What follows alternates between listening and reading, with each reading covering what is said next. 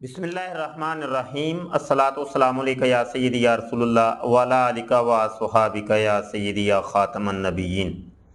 محترم دوستو، بخاری شریف کی ایک حدیث آپ کو سنانی ہے اور یہ حدیث ہمارے بہت سے شکوک اور شبہات کو دور کر دے گی انشاءاللہ عز و جل۔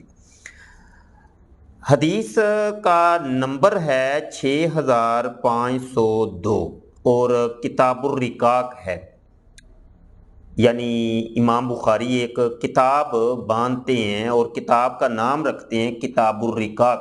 رقاق یعنی دل کو نرم کرنے والی جو باتیں ہیں یا احادیث ہیں، وہ ساری انہوں نے اس ایک کتاب کے اندر جمع کی ہیں۔ اب اس کے اندر یہ ایک پھر باب باندھتے ہیں، باب التواضع، یعنی عاجزی اختیار کرنے کے بارے میں یہ باب ہے، اس کے اندر یہ حدیث لے کے آتے ہیں۔ حدیث کا خلاصہ ابتدا کے اندر عرض کر دوں کہ آج کل مرزا جونیئر جیل میں اور مرزا سینئر غلام قادیانی اور دیگر اس قسم کے کئی لوگ ہیں، غلام احمد پرویز ہے، جوید غامدی ہے، تو ایسے لوگوں نے اولیاء اللہ کو جناب بدنام کرنے کے لیے اور اولیاء اللہ کے اوپر تان کرنے کے لیے، اللہ کے بندوں کے اوپر تان کرنے کے لیے بہت سے شکوک اور شبہات پیدا کیے، اور جو ہمارا اسلام کا ایک نظام ہے روحانیت کا، جس کو تصوف کہتے ہیں، صوفی ازم کہتے ہیں، تو اس کو سمجھ لیں کہ ڈی گریڈ کرنے کے لیے مسلمانوں کے ذہنوں کے اندر شکوک اور شبہات پیدا کیے۔ اب ہو کیا رہا ہے کہ جو اسلام کی ہماری روح ہے وہ ختم ہوتی دکھائی دے رہی ہے، یعنی وہ ایک شعر بھی ہے نا کہ یہ فاقہ کش جو موت سے ڈرتا نہیں ذرا، روح محمدی اس کے بدن سے نکال دو۔ تو یہ روح محمدی ہے کہ اسلام کا جو روحانیت کا نظام ہے، اور آپ دیکھیے سورہ البقرہ کی ابتدا کے اندر ہی اللہ فرماتا ہے کہ یہ جو کتاب ہے یہ متقین کے لیے ہدایت ہے، ہدن للمتقین۔ آگے جا کے کیا فرماتا ہے متقین کون ہے؟ ان کی پہلی علامت یہ ہے، نشانی یہ ہے کہ الذین یؤمنون بالغیب، جو غیب کے اوپر ایمان لاتے ہیں۔ اور غیب کا دوسرا نام روحانیت ہے، یعنی جو روحانیت کے اوپر، چونکہ روحانیت غیب ہے اور غیب روحانیت ہے، تو غیب سے تعلق رکھنے والی جو بھی چیزیں ہیں وہ ساری روحانیت کے تحت آتی ہیں۔ اس کو اگر آسان لفظوں میں آپ سمجھنا چاہیں تو ایک ہمارا جسم ہے اور جسم کے اندر ایک روح ہے۔ جسم ہمارا ظاہر ہے جو ہمیں نظر آتا ہے، لیکن اس کے اندر ایک روح ہے جو ہمیں نظر نہیں آتی۔ ہمارے فرشتے اللہ پاک نے بٹھائے ہیں سیدھے کاندھے پر، الٹے کاندھے پر، وہ بھی غیب ہے، نظر نہیں آتے۔ تو خلاصہ کلام یہ کہ اسلام کی جو روح ہے وہ ہے جناب صوفیزم، صوفیت۔ تو جو عبادت کے اندر اپنا وقت گزارتے ہیں، اللہ رسول کے فرمان کے اوپر عمل کرتے ہیں، تابع داری کرتے ہیں، سر جھکا دیتے ہیں اللہ رسول کے آگے، تو اس کو صوفی کہتے ہیں، اور اس پورے نظام کو صوفی ازم کہتے ہیں۔ تو مختلف ناموں سے لوگ جانتے ہیں۔ اب آتے ہیں اس حدیث کی جانب۔ اس حدیث کے اندر ہمارے تمام شکوک و شبہات دور ہو جاتے ہیں۔ آج کی نشست کے اندر میں صرف یہ ایک حدیث پاک بیان کروں گا، اور اس کے متعلقہ کچھ اور بھی قرآن کی آیات اور احادیث ہیں، وہ انشاءاللہ بعد ازیں بیان کی جائیں گی انشاءاللہ۔ سماعت کیجئے جی۔ فرماتے ہیں کہ ان ابی ہریرہ، حضرت ابو ہریرہ رضی اللہ عنہ سے یہ حدیث مروی ہے، قال رسول اللہ صلی اللہ علیہ وآلہ وسلم، کہ اللہ کے رسول صلی اللہ علیہ وسلم نے ارشاد فرمایا کہ ان اللہ تعالی قال، کہ اللہ کے رسول فرماتے ہیں کہ اللہ نے ارشاد فرمایا ہے۔ بے شک اللہ نے ارشاد فرمایا،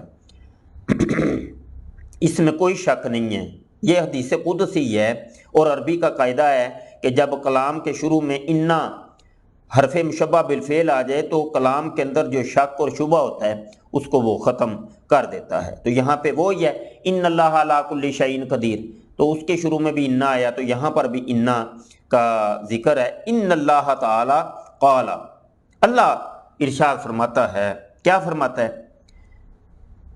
من آدھا لی ولیا فقد آذنتہ بالحرب وما تقرب الی عبدی بشیء احب الی مما افترضتہ علیہ وما زال عبدی یتقرب الی بالنوافل حتی احببتہ فکنت سمعہ الذی یسمع بہ وبصرہ الذی یبصر بہ ویدہ التی یبطش بہا ورجلہ التی یمشی بہا وإن سألنی لأؤتینہ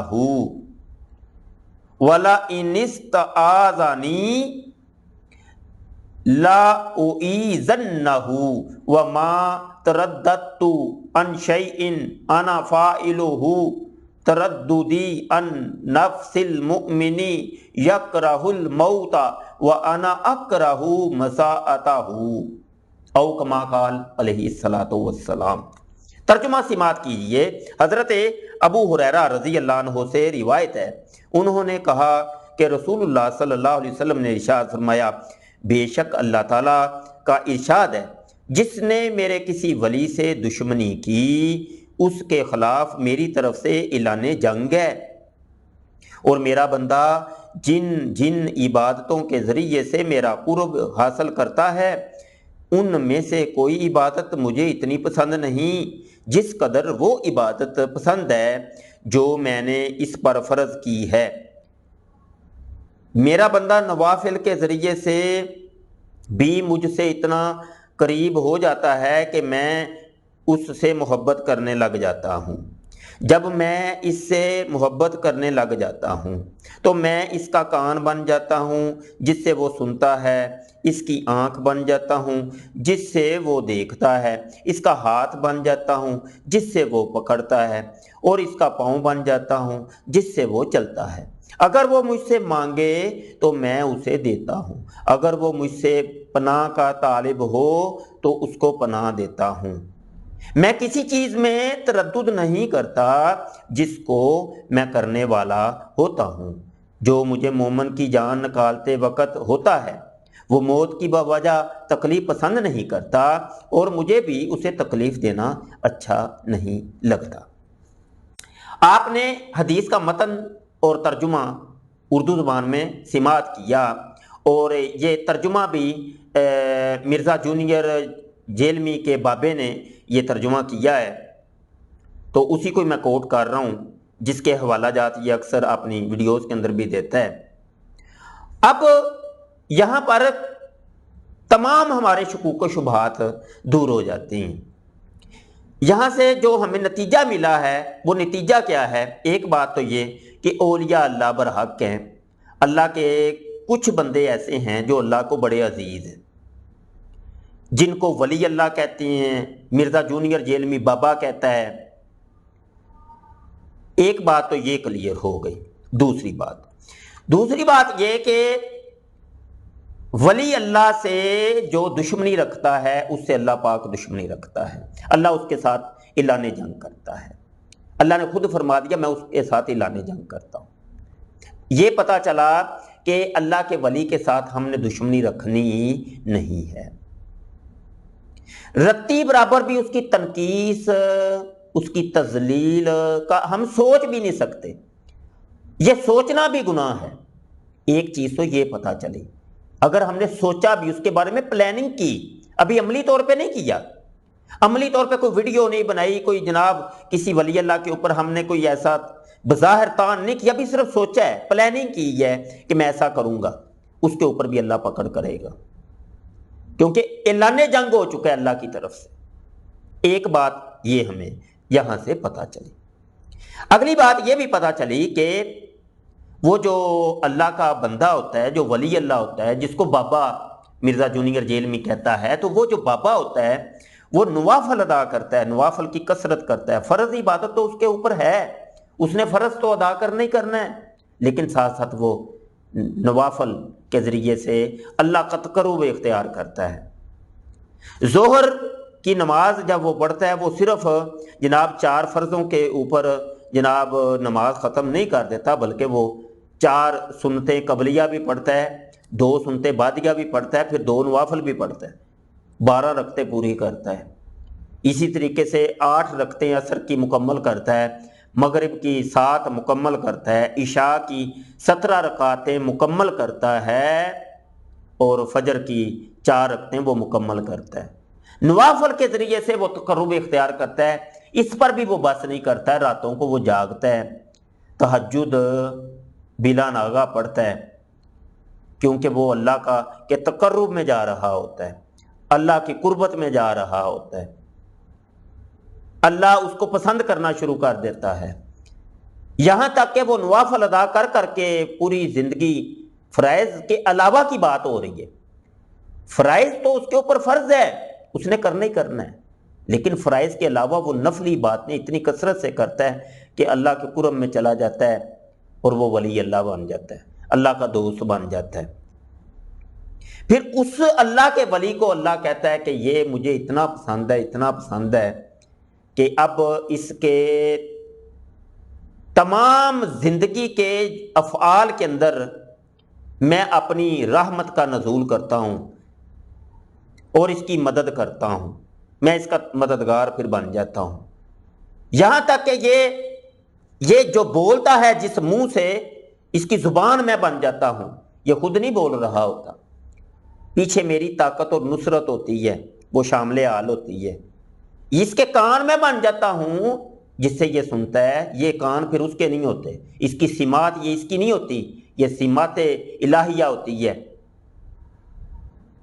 یہ وہی سماعت الہیہ ہے کہ جناب حضرت عمر فاروق رضی اللہ عنہ، حضرت ساریہ رضی اللہ عنہ کو وہ اتنے میلوں سے پکارتے ہیں تو جناب حضرت ساریہ سن لیتے ہیں۔ اس حدیث کے اوپر میں مفصل گفتگو بعد میں کروں گا، ابھی میں صرف اس ایک حدیث پر رہنا چاہتا ہوں، اس پر بہت سا کلام کیا جا سکتا ہے، میں اس کی ٹانگیں بن جاتا ہوں جس سے وہ چلتا ہے۔ ہمارے اولیاء اللہ کے کئی واقعات ایسے ملتے ہیں کہ جناب وہ ایک نماز تو مکے میں پڑھتے ہیں تو دوسری نماز وہ مدینے میں پڑھتے ہیں، ایک نماز وہ بغداد میں پڑھتے ہیں تو دوسری مدینہ شریف میں پڑھ رہے ہوتے ہیں۔ بظاہر یہ ہمیں کچھ ایسا محسوس ہوتا ہے کہ یار یہ ظاہری طور پہ ایسا نہیں ہو سکتا، کیونکہ مادیت کا دور ہے، شکوک و شبہات شیطان ڈالتا ہے، اور شیطان کے نمائندے کچھ ڈاکٹر، پروفیسر، انجینئر ڈالتے ہیں، کیونکہ اس نے فرما دیا تھا یوسوسو فی صدور الناس من الجنۃ والناس، لوگوں میں سے بھی کچھ ایسے ہیں جو شکوک اور شبہات پیدا کرتے ہیں۔ تو شیطان پوری کوشش کرتا ہے کہ اولیاء اللہ سے بازن کر دے، لیکن ایسے دلائل ہمیں قرآن اور حدیث میں جا بجا ملتے ہیں، اور شیطان اس کی طرف پھرانے بھی نہیں دیتا، مادیت کا لوگوں کو پھر قائل کرتا ہے، مادیت کی دلائل فراہم کرتا ہے، روحانیت سے بازن کرتا ہے، وہ روحانیت اور غیب کی طرف آنے نہیں دیتا۔ یہ شیطان کا اصل میں کام ہے۔ تو یہاں پہ دیکھیے، آگے بڑھتے ہیں، تو وہ جب قربت اختیار کر لیتا ہے اللہ پاک کی، تو وہ اس کے کان بن جاتا ہے جس سے وہ سنتا ہے، وہ اس کی آنکھ بن جاتا ہے جس سے وہ دیکھتا ہے، وہ اس کے ہاتھ بن جاتا ہے جس سے وہ پکڑتا ہے۔ حضرت یہاں پہ مجھے یاد آ گیا، حضرت غالباً غوث پاک کا واقعہ ہے یا کسی اور بزرگ کا ہے، تو ان کا مرید ڈوب رہا ہوتا ہے تو وہ پکارتا ہے اپنے شیخ کو، تو شیخ کو جب پکارتا ہے تو وہ بزرگ اس کو ایسے نکالتے ہیں پانی سے، تو جب وہ نکالتے ہیں تو اس وقت وہ جو شیخ ہوتے ہیں وہ اپنے مریدوں کے ہاں بیٹھے ہوتے ہیں، ان کا ہاتھ ایک دم تر ہو جاتا ہے، پانی ٹپکنا شروع ہو جاتا ہے، تو مریدین پوچھتے ہیں کہ حضرت یہ پانی کہاں سے آ گیا، آپ کے پاس تو اس ٹائم کوئی پانی نہیں ہے، تو وہ پھر فرماتے ہیں کہ ایک میرا مرید ڈوب رہا تھا تو میں اس کی بچت کر کے آیا ہوں، اس کو نکال کے آیا ہوں۔ یہ ہے وہ اصل میں میں اس کے ہاتھ بن جاتا ہوں جس سے وہ پکڑتا ہے. تو اس کو کرامت سے پھر تعبیر کرتے ہیں. کرامت ہوتی بھی وہی ہے کہ جو عقلی طور پہ نامنظور ہوتی ہے، عقل نہیں مانتی، عقل کہتی ہے کہ نہیں یہ تو ہو ہی نہیں سکتا. انسانی طاقت اور بساط میں بظاہر وہ چیز نہیں ہوتی. کرامت کیسے بھی اسی کو ہیں جو کسی ولی اللہ کے ہاتھ سے اس کا صدور ہوتا ہے. وہ کیوں نہ صدور ہو، کیونکہ اس کے ہاتھ وہ بن چکا ہے اللہ پاک خود. تو اللہ کی طاقت کا کوئی اندازہ کر سکتے ہیں آپ؟ اللہ جب خود کہہ رہا ہے کہ میں اس کے ہاتھ بن رہا ہوں، تو کیا اللہ پھر جب وہ بندے سے پھر وہ چھوٹے چھوٹے کام ہوں گے؟ کیا یہ چیز ادھر سے پکڑی تو ادھر رکھ دی، کیا وہ یہ کام ہوں گے؟ ہاتھ وہ اللہ بن رہا ہے، وہ طاقت اللہ کی شامل حال ہے، تو کہ چھوٹے چھوٹے کام ہوں گے؟ پھر بڑے بڑے کام ہوں گے، ایسے کام ہوں گے کہ جو عقل میں آتے بھی نہیں ہیں. اچھا جی آگے بڑھتے ہیں. میں اس کا پاؤں بن جاتا ہوں جس سے وہ چلتا ہے. آگے جو الفاظ ہیں یہ بڑے کمال کے. اللہ فرماتا ہے کہ وَإِن سَأَلَنِي لَأُعْطِيَنَّهُ، اگر وہ مجھ سے کبھی کوئی سوال کر لیتا ہے تو میں پھر اس کو دیتا ہی دیتا ہوں، ضرور دیتا ہوں. گرامیٹیکلی اگر آپ دیکھیں تو یہاں لَأُعْطِيَنَّ یہ لام تاکید بنون تاکید ثقیلہ ہے. آپ کے سمجھانے کے لیے میں یہاں پہ یہ عرض کروں گا کہ 100% تاکید ہے. میں یہ کام کرتا ہی کرتا ہوں، اس میں کوئی شک شبہ نہیں. کیوں کہ اس نے سوال کر لی. ان سألنی، اگر یہ مجھ سے سوال کر لے یہ اللہ کا بندہ اللہ کا ولی، تو میں اس کو دیتا ہی دیتا ہوں. موت کو وہ برا سمجھتا ہے، وہ کہتا ہے کہ یہ مجھے تکلیف ہوگی. اللہ کہتا ہے مجھے بھی اس کو پھر سخت موت دیتے ہوئے حیا آتی ہے. تو یہ ایک حدیث ہمارے تمام شکوک و شبہات کو دور کر دیتی ہے. اولیاء اللہ کی کتابوں کے اندر ہمیں جو کچھ ملتا ہے، کشف المحجوب شریف ہے، تذکرۃ الاولیاء پڑھیے، اور دیگر بہت سی کتابیں، احیاء العلوم میں دیگر کتابیں لکھی گئی ہیں، آپ لازمی پڑھیں. کیونکہ ان کو پڑھنا اس اعتبار سے بھی ضروری ہے کہ سورہ فاتحہ کے اندر اگر ہم جاتے ہیں تو 5 ٹائم اللہ پاک ہمارے منہ سے کہلواتا ہے کہ ان بابوں، ان بزرگوں، ان اولیاء اللہ کی سیرت اور کردار کی دعا کیا کرو کہ ان کی گزاری ہوئی زندگی ہمیں مل جائے. وہ کون سی آیت ہے؟ فرمایا اہدنا الصراط المستقیم صراط الذین انعمت علیہم، رستہ ان لوگوں کا، یہ صراط مستقیم سیدھا رستہ ان لوگوں کا جن پر تیرا انعام ہوا. انعمت علیہم، اور یہ انعام کن کے اوپر ہوا؟ وہ کون ہیں؟ علیہم. ہم ضمیر کا مرجع کون ہے؟ یہ بابے ہیں، یہ بزرگ ہیں، یہ اولیاء اللہ. یہ آپ کے جتنے پیچھے گزرے اللہ کے بندے، نیک بندے، ان کی علامتیں بھی یہاں پہ ذکر ہو گئی نا.